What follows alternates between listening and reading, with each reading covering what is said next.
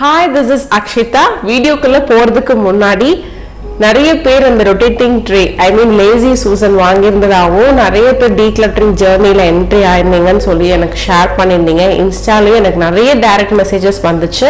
Product link கேட்டவங்களுக்கும் நான் திருப்பி அனுப்பி வச்சிருந்தேன். ஒரு சிஸ்டர் சொல்லியிருந்தாங்க அவங்க ஹஸ்பண்ட் எல்லாம் இப்போ டீ அவரே போட்டுக்கிறாரு, கொஞ்சம் ஆர்கனைஸ்டா இருக்கனால எந்தெந்த பொருள் எங்கெங்க இருக்குன்னு அவங்களால கண்டுபிடிக்க முடியுதுன்னு சொல்லி ஷேர் பண்ணியிருந்தாங்க. இந்த மாதிரி நீங்க ஃபீட்பேக்ஸ் கொடுக்கும்போது எனக்கு இந்த மாதிரி வீடியோஸ் எடுக்க எனக்கு மோட்டிவேட்டிங்கா இருக்கும். இந்த வீடியோல நம்ம எப்படி கிச்சன் ஆர்கனைஸ் பண்ணும்போது சில மிஸ்டேக்ஸ் வந்து அவாய்ட் பண்ணிக்கலாம் அப்படிங்கிறது பத்தினது நான் ஷேர் பண்ணியிருக்கேன். So let's get started. இந்த வீடியோ ரிலேட்டட் ஆன ப்ராடக்ட்ஸும் வீடியோ லிங்க்ஸும் கீழே டிஸ்கிரிப்ஷன் பாக்ஸில் இருக்கு.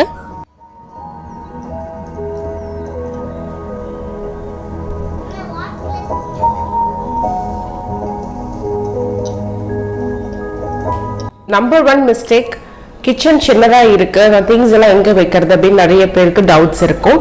முக்கியமான விஷயம், நமக்கு இருக்க ஷெல்ஃபை நம்ம ப்ராப்பராக யூட்டிலைஸ் பண்ணுறதுக்கு ட்ரை பண்ணணும். மேக்ஸிமம் நம்ம ட்ரை பண்ணணும். ஷெல்ஃபில் டைரெக்டாக நீங்கள் ஒரு பாத்திரத்தையோ இல்லை பாட்டிலோ அப்படியே வைக்காமல் இருக்கணும். அதுக்கு ஒரு கண்டெய்னரோ இல்லை இந்த மாதிரி ஒரு லேசி சூசன் கொடுக்கலாம். பாத்திரம் எல்லாம் நமக்கு அங்கங்கே இருக்கும்போது நமக்கு தேவையான வெசில டக்குன்னு எடுக்க முடியாது. இதை ஆர்கனைஸ் பண்ணுறதுக்காக சில ஆர்கனைசர்ஸ் வாங்கும்போது ஒரே கலராகவும் அதே மாதிரி ஷேப் வந்து ரெக்டாங்கிள் அண்ட் ஸ்கொயர் ஷேப்பில் பார்த்து வாங்கிக்கிறேன்.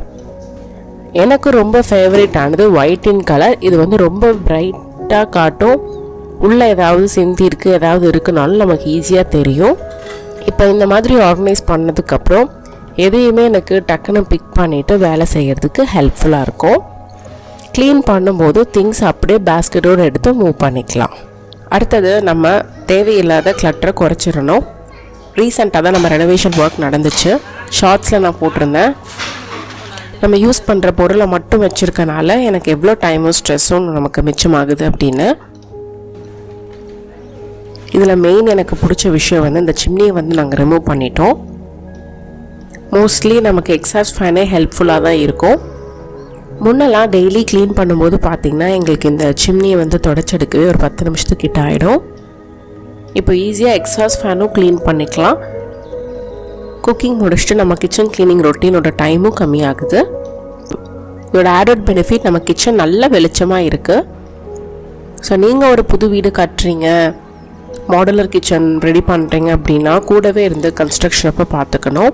ஏன்னா நமக்கே நம்ம விஷயங்கள்லாம் மறந்து போகுது.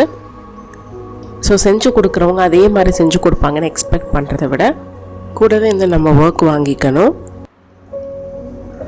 உங்ககிட்ட பழைய கடப்புகள் இல்லை ஷெல்ஃப் வந்து ரொம்ப பழசாக இருந்தாலும் உங்களுக்கு லைனர் வந்து போடுறது ரொம்ப இம்பார்ட்டண்ட். லைனர் மாதிரியே உங்களுக்கு ஸ்டிக்கர்ஸும் இருக்குது. உங்களுக்கு கீழே ஷெல்ஃப்லேயும் ஒட்டிக்கலாம், இந்த வால்ஸ்லேயும் நம்ம ஒட்டிக்கலாம். எடுக்கும்போது உங்களுக்கு ஈஸியாகவே பிரிஞ்சு வந்துடும். எப்போவுமே லைனர் ப்ரிஃபர் பண்ணும்போது கிரே இல்லை ஒயிட் ப்ரிஃபர் பண்ணிக்கோங்க. எனக்கு வந்து ஒயிட் கலர் கிடைக்கல, அதனால் நான் வந்து கிரே போய்க்கிறேன். டிரான்ஸ்பரண்ட்டாக இருக்க ஷீட் பார்த்தீங்கன்னா உங்களுக்கு அப்படியே அடியில் இருக்க கடப்பக்கல்ல மேலே காட்டும், டிரான்ஸ்பரண்ட்டாகவும் இருக்குன்னு சொல்லிட்டு நான் கிரே கலர் போயிட்டேன். லைனர் ஏன் ரொம்ப முக்கியம்னு சொல்கிறேன்னா, லைனர் மேலே டைரெக்டாக வெசல்ஸையோ இல்லை உங்கள் பாட்டில்ஸையோ வைக்கவே கூடாது. ஏன்னா லைனர் வந்து கிளியறதுக்கு வாய்ப்பு அதிகமாக இருக்குது. இது வந்து வாஷபிள் லைனர். ஃபஸ்ட்டு வந்து கரெக்டான ஷெல்ஃப் மெஷர்மெண்ட் கட் பண்ணணும். கொஞ்சம் பெருசாக இருக்கட்டும் கட் பண்ணவே மனசே வராது. என்ன ஒரு டவுட் இருந்தாலும் நீங்கள் ஷெல்ஃபில் கூட மறுபடியும் விரித்து பார்த்துட்டு எக்ஸஸாக கட் பண்ணி விட்டுருங்க. அப்போ தான் ஈஸியாக இருக்கும், லுக்கும் நல்லாயிருக்கும். அடுத்த மிஸ்டேக் பார்த்தீங்கன்னா வெர்டிக்கல் ஸ்டோரேஜ் ஸ்பேஸ். நானுமே நிறைய இடத்துல யூஸ் பண்ணாமல் இருந்தேன். அடுத்தது வெர்டிக்கல் ஸ்டோரேஜ் ஸ்பேஸில் இந்த ஷெல்ஃபில் நான் வந்து ஒரு பிளேட் ஸ்டாண்ட் வைக்கிறேன்.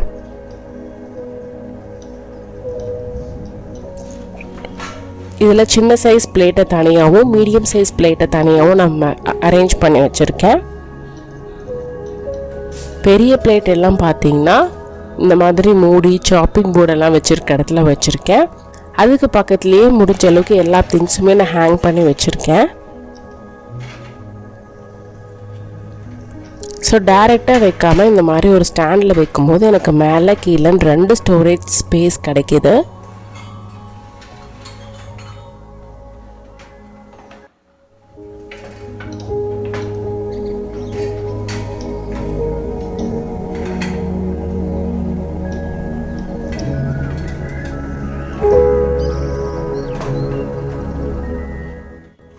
அடுத்தது இந்த மாதிரி பாத்திரங்கள்லாம் வாங்கும்போது நீங்கள் ஒன்றுக்குள்ள ஒன்று போட்டுக்கிற மாதிரி stackable vessels வாங்கணுங்க.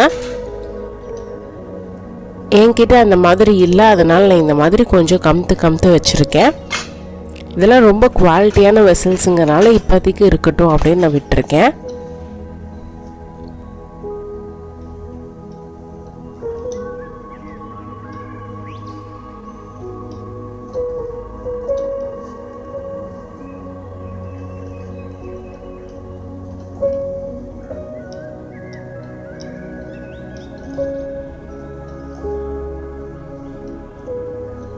Last but not least ரொம்ப இம்பார்ட்டண்ட்டான டிப் வந்து நீங்கள் எதை வாங்குறதுக்கு முன்னாடியும் நல்லா யோசிச்சு வாங்கணும். ஃபார் எக்ஸாம்பிள் ஒரு ஸ்பூன் ரெஸ்ட், நம்ம கரண்டியெல்லாம் வந்து சமைக்கும் போது வைக்கிறதுக்காக ஒரு ஸ்பூன் ரெஸ்ட்டுங்கிற ஒரு ஷேப்பில் ஒன்று வாங்குறோம்.